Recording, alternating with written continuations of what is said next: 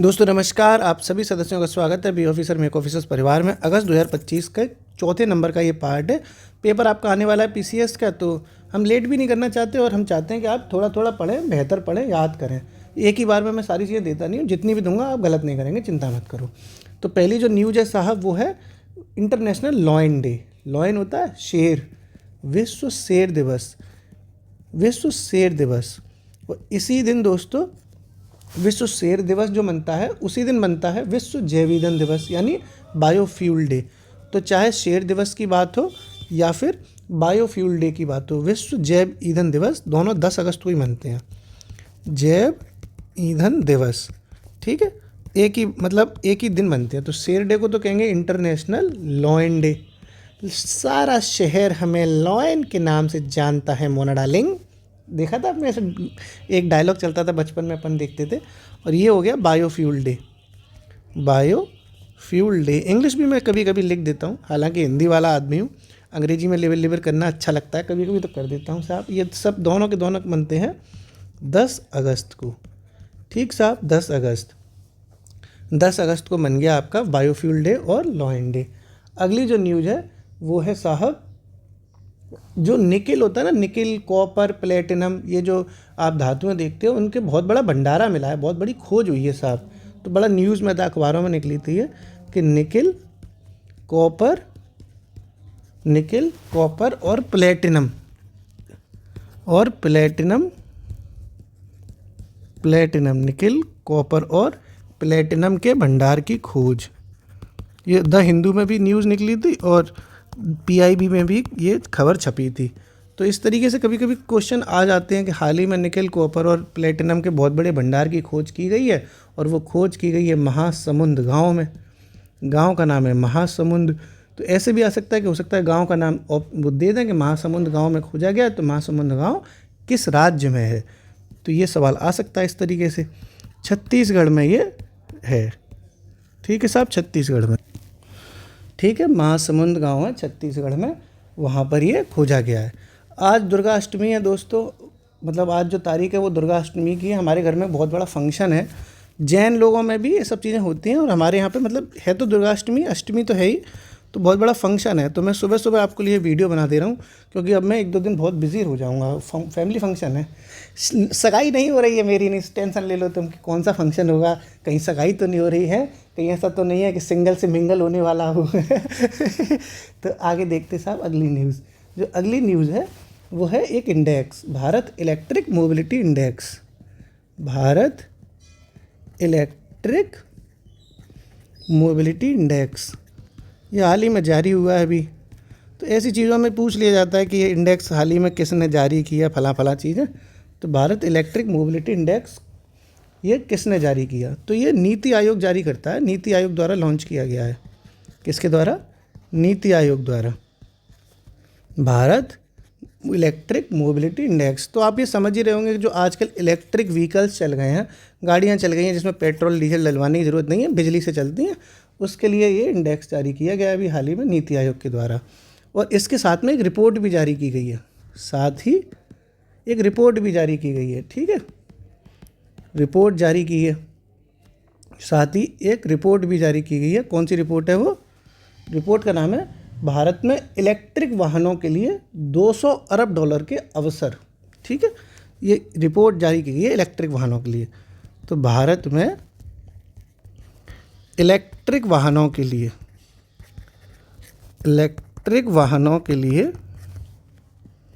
$200 अरब, $200 अरब के अवसर, ठीक है। ये जो रिपोर्ट जारी की गई है वो किसने जारी की गई है? ये रिपोर्ट भी नीति आयोग के द्वारा जारी ही की गई है, ठीक है। नीति आयोग द्वारा ये रिपोर्ट जारी की गई है। किसने जारी करी है? नीति आयोग ने, ठीक है। नीति आयोग के द्वारा ये रिपोर्ट जारी की गई। क्या नाम है इसका? भारत में इलेक्ट्रिक वाहनों के लिए $200 अरब के अवसर। और भारत इलेक्ट्रिक मोबिलिटी इंडेक्स किसने जारी किया? ये भी नीति आयोग ने ही जारी किया। दोनों चीज़ें नीति आयोग के द्वारा ही जारी की गई हैं। अगला देखते हैं साहब, जो रूस, आपने सुना होगा रूस, रसिया, अरे है रसिया, तो इसने एटम बम यानी परमाणु समझौते पर हस्ताक्षर किए हैं।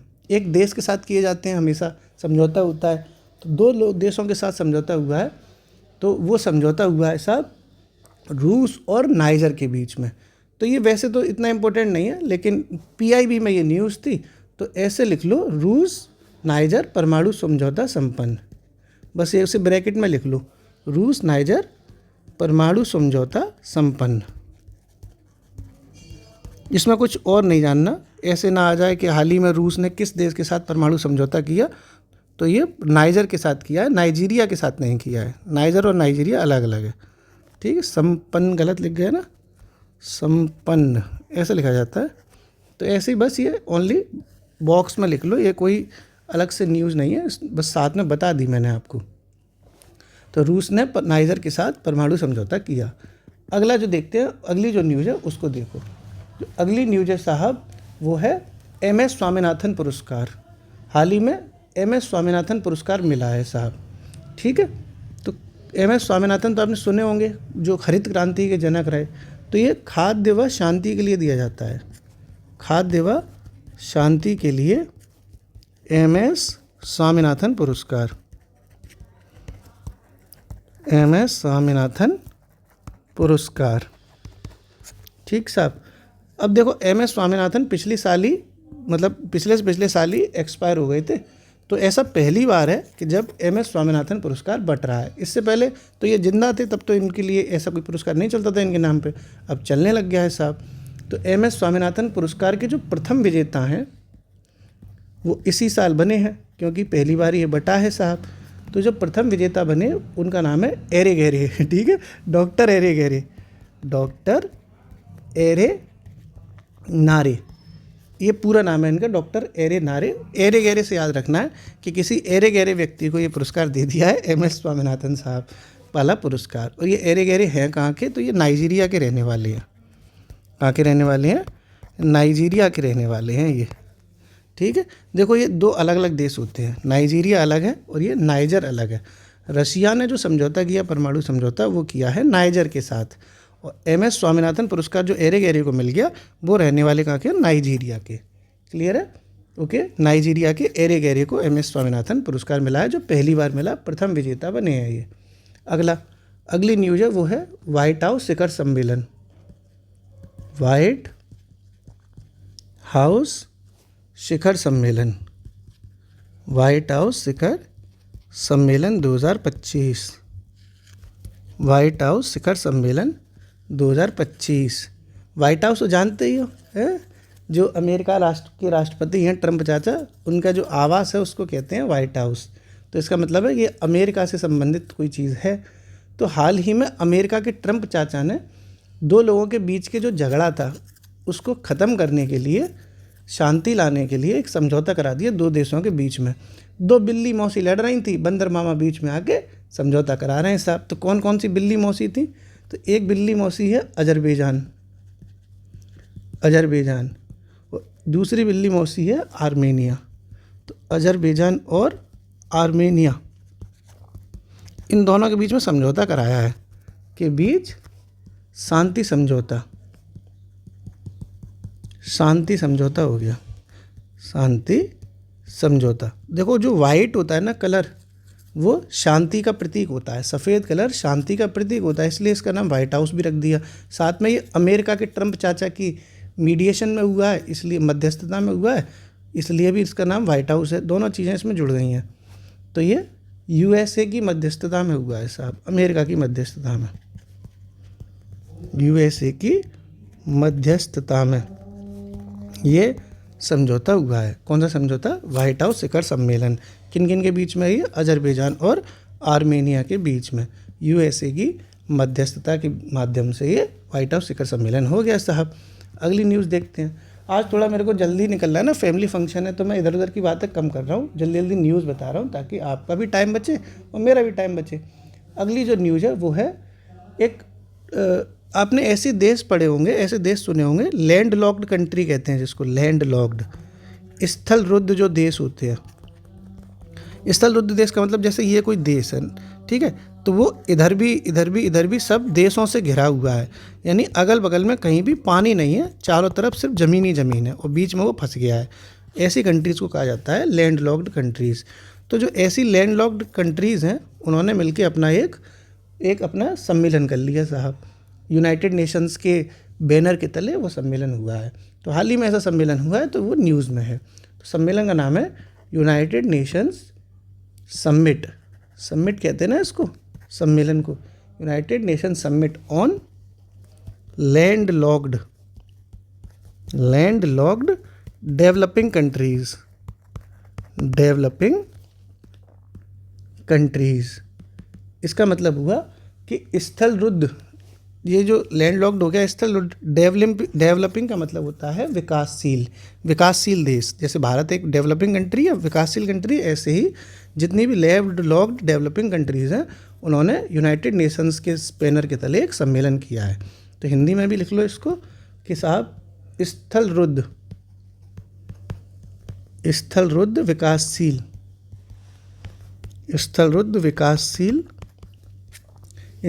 विकासशील देशों का संयुक्त राष्ट्र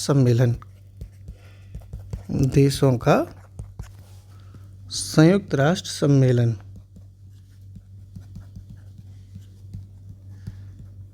समझ गए? तो यानी डेवलपिंग कंट्रीज़ जो लैंड लॉक्ड है उनका एक सम्मेलन हुआ है यूनाइटेड नेशंस के बैनर के तले। और ये पूछा ये जाएगा कि ये कहाँ हुआ है, इससे ज़्यादा आपको जानना भी नहीं है। तो ये अवाजा एक जगह पड़ती है, अवाजा, तुर्कमेनिस्तान में है ये जगह।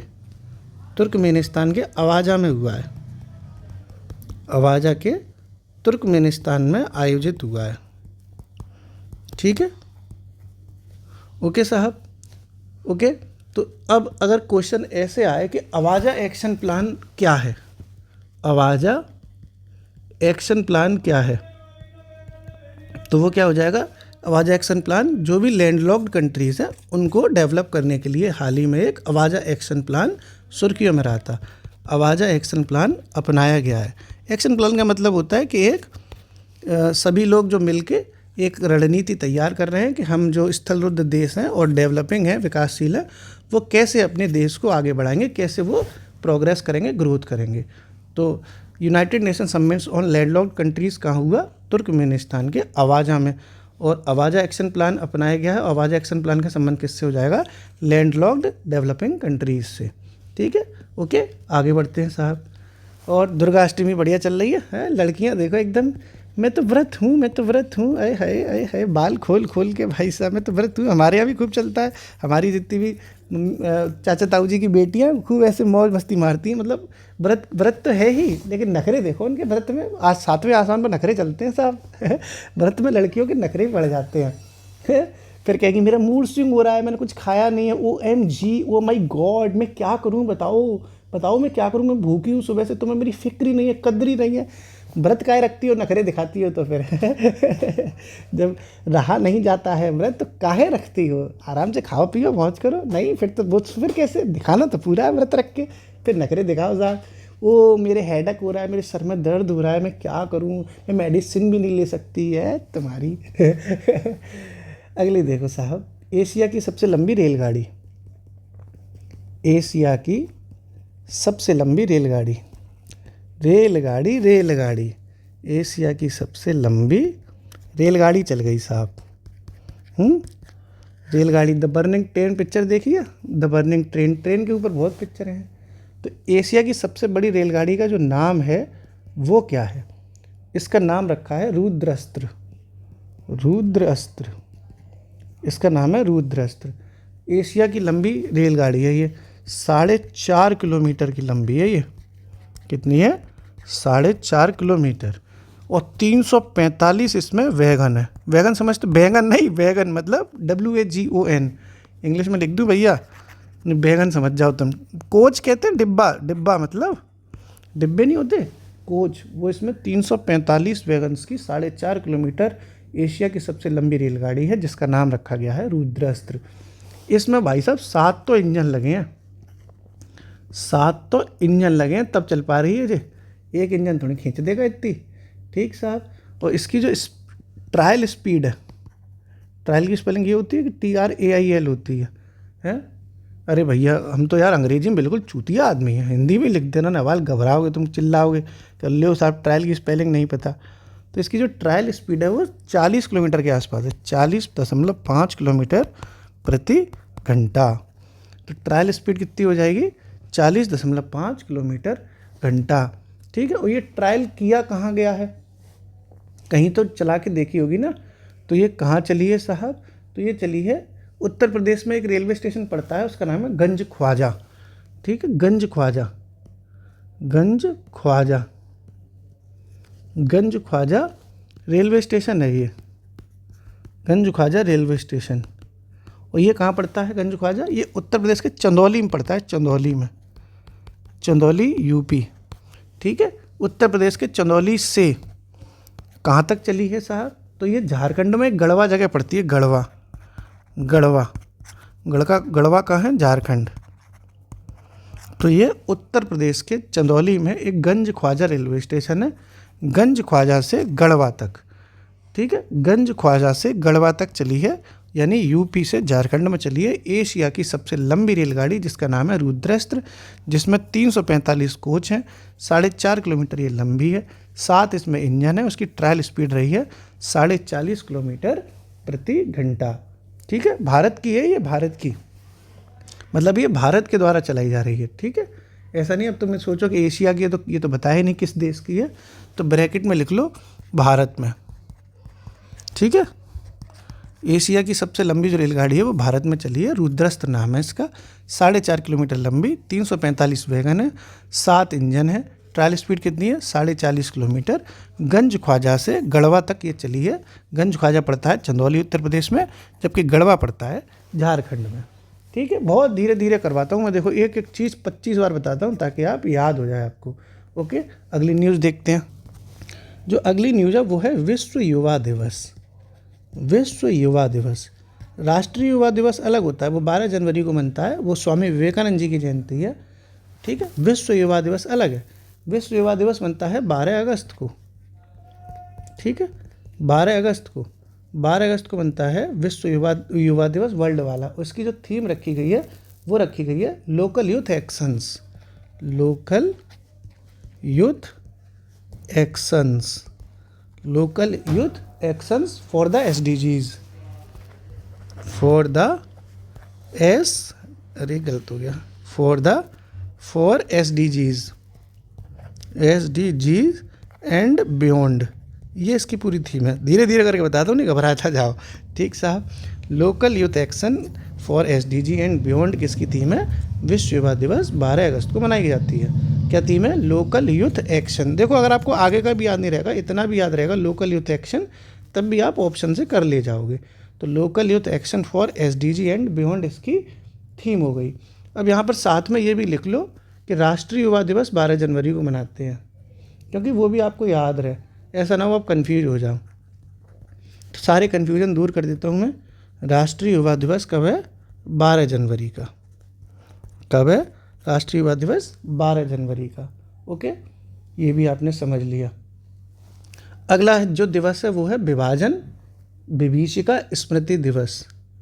विभाजन विभीषिका स्मृति दिवस, स्मृति दिवस। ये तो आपको देखो क्लियर है कि देखो हम 15 अगस्त को तो भारत आज़ाद हुआ था, 15 अगस्त को तो इंडिया आज़ाद हुआ, लेकिन उससे एक दिन पहले 14 अगस्त को जो विभाजन हुआ था, पार्टीशन हुआ हिंदुस्तान पाकिस्तान का, उसके चक्कर में बहुत बड़ी विभीषिका आ गई, मतलब बहुत दंगे हुए थे।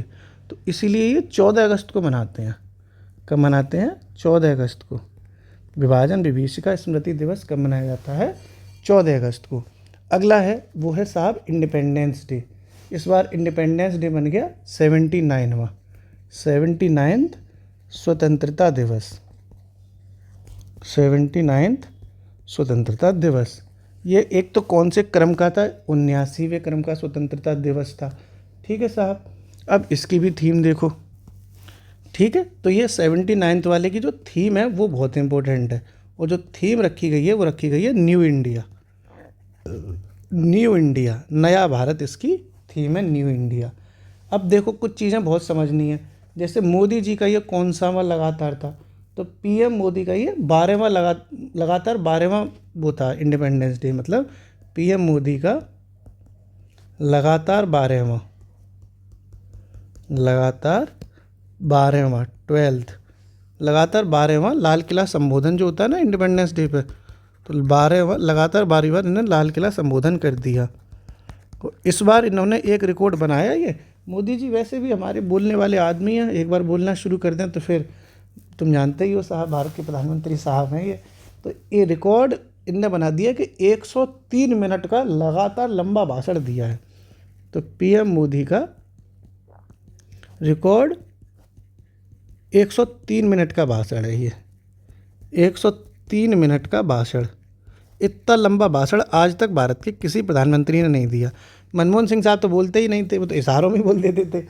ठीक है, नेहरू जी वहरू जी थोड़े से बोलते रहे होंगे, लेकिन इतना आज तक किसी ने नहीं बोला कि 103 मिनट तक कोई बोलता ही रहे। तो 79वां स्वतंत्रता दिवस था जिसकी थीम रखी गई न्यू इंडिया।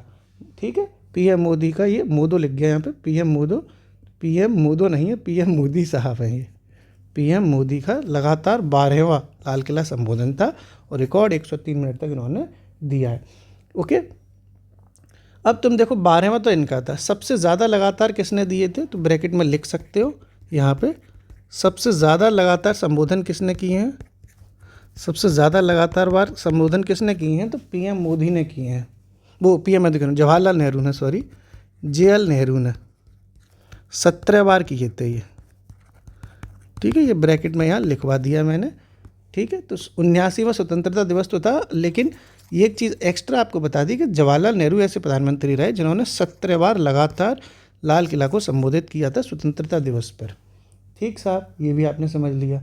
अगला देखो क्या है, अगली एक पहल है जिसका नाम है मेरिट। मेरिट एक इनिशिएटिव है, मेरिट स्पेलिंग है इसकी MERITE, ये इंग्लिश में है। हालांकि मेरिट की जो स्पेलिंग होती है वो हमें नहीं पता। इस वाली मेरिट जो इनिशिएटिव शुरू की गई है इसकी जो रखी है इंग्लिश में MERI है, ये RITE मेरिट। क्या चीज़ है मेरिट, सुर्खियों में रही है। तो देखो मेरिट क्या होता है कि साहब मेरिट बन रही है, मेरिट बननी कहते हैं ना, मेरिट कितनी बनी, कट ऑफ कितनी गई। तो ये शिक्षा विक्षा से रिलेटेड है। तो केंद्र सरकार ये सोच रही है कि पूरे इंडिया में, पूरे भारत में तकनीक शिक्षा को आगे बढ़ाया जाए। टेक्निकली जो शिक्षा है, तकनीक शिक्षा, उसको आगे बढ़ाया जाए, और उसको बढ़ाने के लिए ये योजना यानी पहल शुरू की गई है जिसका नाम है मेरिट। ठीक है, तो केंद्र सरकार द्वारा शुरू की गई है, केंद्र सरकार द्वारा शुरू की गई है। और क्यों शुरू की गई है, पूरे भारत में तकनीक शिक्षा को बढ़ाने के लिए, तकनीक शिक्षा को बढ़ाने के लिए, तकनीकी शिक्षा बढ़ाने के लिए। क्या नाम है इसका, मेरिट। क्लियर, मेरिट भी आपने समझ लिया। ओके, मेरिट क्या हो गया, केंद्र सरकार के द्वारा शुरू एक योजना जिससे पूरे भारत में तकनीकी शिक्षा को बढ़ाया जाएगा। अगली न्यूज़ देखते हैं साहब। अगली न्यूज़ है, वो भी समझ लो। अगली जो न्यूज़ है वो है, एक अवार्ड मिला है हाल ही में, equator initiative award. Equator initiative award, initiative award. देखो पहले जो पीसीएस की परीक्षा होती थी या कोई भी जो परीक्षाएं होती थी, चाहे आरओ की हो, चाहे पेट की हो, एसएससी की हो, उसमें सिंपल अवार्ड पूछे जाते थे कि नोबेल पुरस्कार किसे मिला, बुकर के पुरस्कार किसे मिला। लेकिन पिछले 4-5 सालों से आप देखो ऐसे ऐसे पुरस्कार पूछे जा रहे हैं जिनका नाम किसी ने नहीं सुना, नाम भी नहीं सुना पुरस्कार का, तो फिर विजेता का नाम का घंटा किसी ने सुना होगा, तो पुरस्कार का ही नाम नहीं सुना। तो अब वो चीज़ें बदल रही हैं, तो हमें भी उसी लेवल पे तैयार रहना है कि साहब कुछ भी आ सकता है।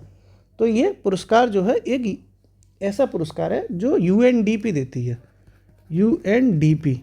यूएनडीपी का ये प्रतिष्ठित पुरस्कार है।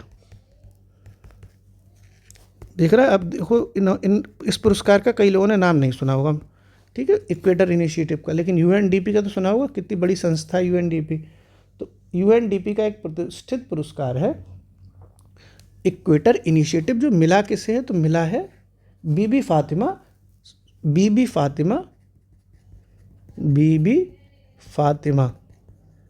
फातिमा महिला स्वयं सहायता समूह को, महिला स्वयं सहायता समूह को, ठीक है, महिला स्वयं सहायता समूह को ये बीवी फातिमा महिला स्वयं सहायता समूह को ये इक्वेटर इनिशिएटिव अवार्ड मिला। अब ये बीवी फातिमा महिला स्वयं सहायता समूह कहाँ का वो है, ये social help group NGO type का है ना ये, तो ये कर्नाटक का एसएचजी है। सोशल हेल्प ग्रुप्स कहते हैं, सेल्फ हेल्प ग्रुप, सॉरी, स्वयं सहायता समूह सेल्फ हेल्प ग्रुप्स कहते हैं ना, तो ये कर्नाटक का सेल्फ हेल्प ग्रुप है जिसका नाम है बीवी फातिमा महिला स्वयं सहायता समूह, जिसे हाल ही में इक्वेटर इनिशिएटिव अवार्ड मिला है, जो कि यूएनडीपी का एक प्रतिष्ठित पुरस्कार है। क्लियर है साहब? अब अभी इतना रखते हैं, मेरे को निकलना है, काफ़ी न्यूज़ हो जाएंगी, कल करा दूंगा मैं, कोई दिक्कत नहीं है। आप अभी बताओ मेरे को, हाल ही में कमेंट बॉक्स में बताओ कि हाल ही में द की करके पुरस्कार है, द की ना मैं ये नहीं, फिर तो नाम आ जाएगा उस देश का, तो आप तुम तुरंत बता दोगे, ठीक है? तो ऐसे नहीं, दूसरा पूछता हूँ, चलो अच्छा चाहिए बताओ, 60वें स्वतंत्रता दिवस किस देश के 60वें स्वतंत्रता दिवस पर पीएम मोदी चीफ गेस्ट बन के गए? ये सवाल अच्छा है, ये बताओ किसी देश के 60वें स्वतंत्रता दिवस पर हाल ही में पीएम मोदी को चीफ गेस्ट बनाया गया, तो वो कौन सा देश है, ये बताओ। ठीक है, चलो अब इसका रिवीजन कर लेते हैं फटाफट से, जल्दी, ताकि तुम भी अपना जल्दी तैयार कर लो और मेरे को भी एकदम रेडी होना है साहब, दूल्हा थोड़ी बनना है, बस अच्छे कपड़े पहनने हैं। विश्व शेर दिवस यानी या विश्व जैव ईंधन दिवस कब मनाते हैं? तो 10 अगस्त को मनाते हैं। लॉयन डे और बायोफ्यूल डे 10 अगस्त को। निकेल, कॉपर और प्लेटिनम के भंडार की खोज की गई है महासमुंद गांव में। कहाँ पर? महासमुंद गांव में, जो कहाँ पड़ता है? छत्तीसगढ़ में पड़ता है महासमुंद गांव। क्या हुआ है? निकेल, कॉपर और प्लेटिनम के भंडार की खोज।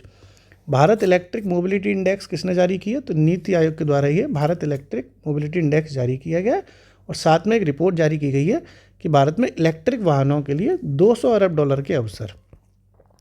ऐसे भी आ सकता है क्वेश्चन कि भारत में इलेक्ट्रिक वाहनों के लिए 500 अरब डॉलर, 300 अरब डॉलर, 1000 अरब डॉलर, अलग अलग तरह के यहाँ ऑप्शन दे रहे हैं, तो यहाँ 200 अरब डॉलर है। ठीक है, नीति आयोग के द्वारा ये रिपोर्ट जारी की गई है। रूस और नाइजर के बीच में परमाणु समझौता हो गया साहब। खाद्य और शांति के लिए MS स्वामीनाथन पुरस्कार पहली बार मिला, और पहले विजेता कौन बने हैं? एरेगेरे। कहाँ के हैं ये? नाइजीरिया के।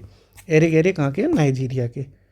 व्हाइट हाउस शिखर सम्मेलन क्यों हुआ? क्योंकि अजरबैजान और आर्मेनिया के बीच में जो लड़ाई थी, दो बिल्ली मौसियाँ लड़ रही थी, तो बंदर मामा आके सुलह करवा देते हैं, उसको नाम रखते हैं व्हाइट हाउस शिखर सम्मेलन। USA हो गए बंदर मामा, अजरबैजान और आर्मेनिया हो गई दो बिल्ली मौसियाँ। ये समिट हो गया United Nation summit landlocked developing countries के लिए, स्थलरुद्ध विकासशील देशों के लिए संयुक्त राष्ट्र सम्मेलन, और ये हुआ है अवाजा में। अवाजा कहाँ पड़ता है? तुर्कमेनिस्तान में।